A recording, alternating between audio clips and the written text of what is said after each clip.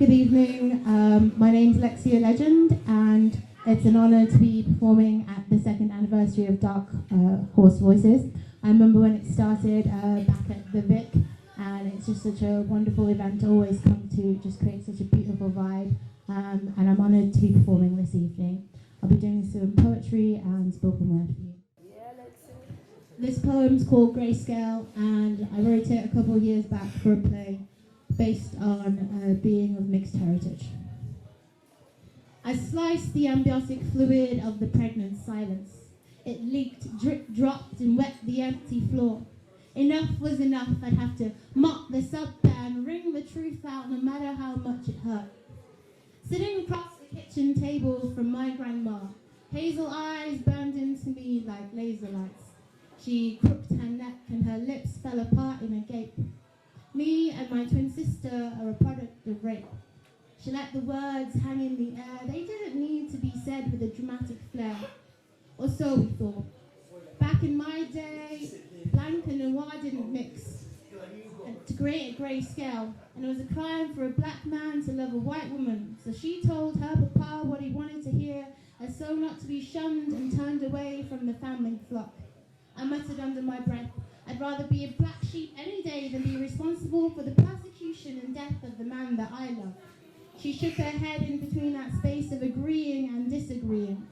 That's so easy to say, but we never lived in my mama's day. Defense rose from the fire in her belly and smoked on her cheeks. I sat back in my chair as if to say, I won't say another word, just give me the story. I came out the colour of barely burnt caramel, and she clotted cream. So ended fairness and unity's dream in this household. The way my grandmother squared her shoulders and lifted her neck, I could tell trouble had made her bold and proud. She got the white hair and nose, only her lips were a little large.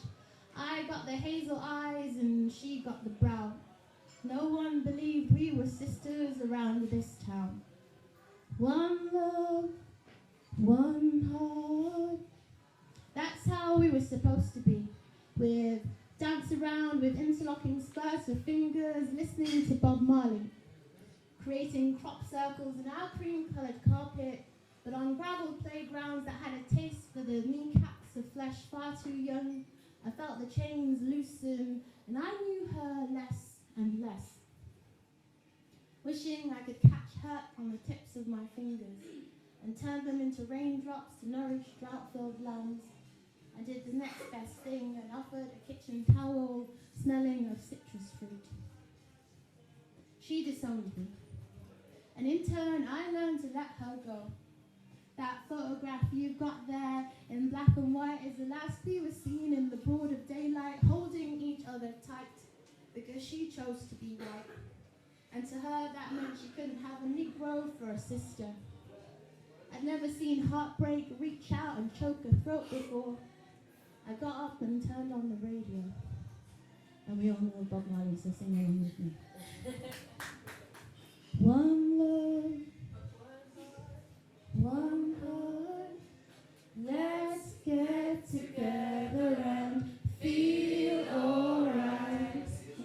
One love, one heart, let's get together and feel alright.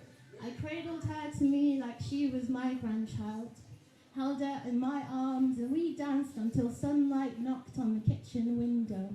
Come on.